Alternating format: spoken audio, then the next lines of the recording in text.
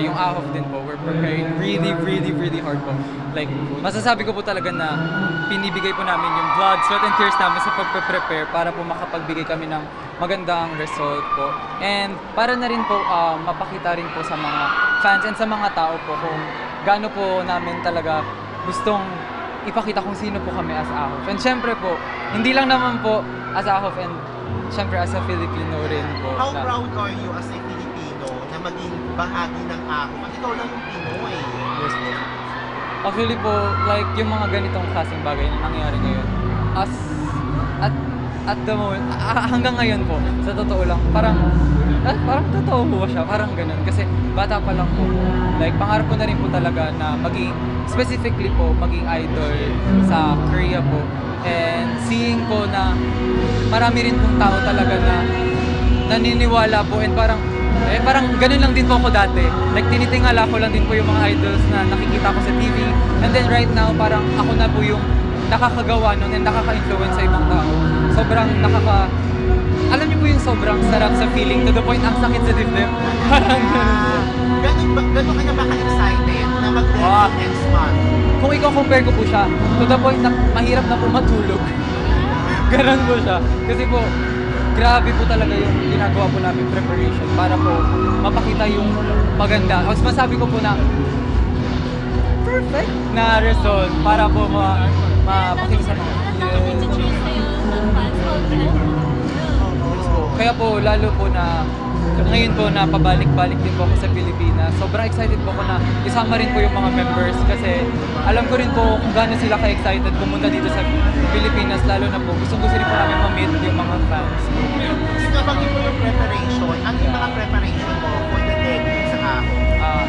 Siyempre, unang-una po sa lahat, feeling ko po talagang importante is mind conditioning po. Kasi syempre, since bagong world po siya for me and for other members as well po, syempre, galing po kami sa iba't ibang bansa and kailangan po namin mag-adjust sa isa't isa by like language, personalities, and everything po. And we have to match each other's personality as well din po.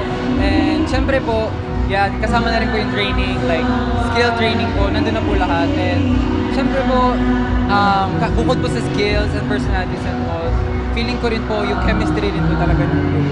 Doon po kami na. Ano reaction mo ikaw yung top? Doon sa reality content? Top 1 country? To be honest po, hindi ko talaga siya naisip na rank 1 po ko.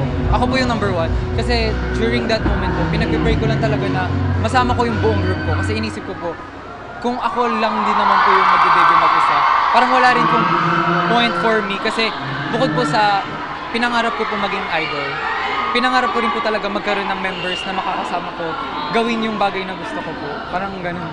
At ikaw yung mga top 3 sa mga judge?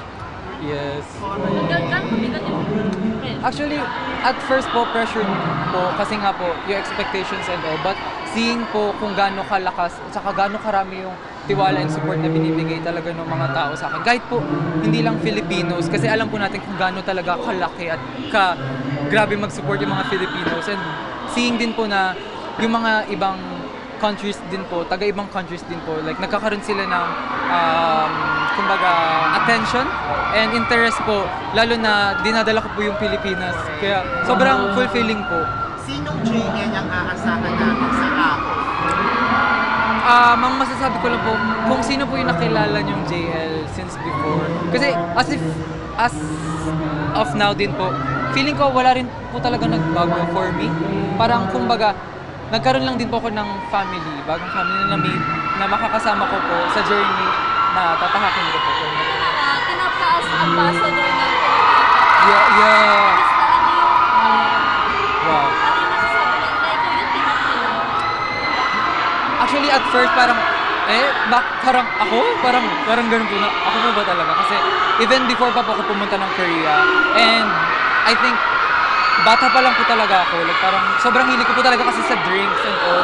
And then, nung nalaman ko po na ako po yung kukunin nilang ambassador para i-promote po yung mga products nila, parang, wow, parang before lang po, almost everyday, iniinom ko to, kinakain ko to, and then right now, grabe, ipopromote ko na siya. Sobrang fulfilling po, sobrang nakakataba po ng puso.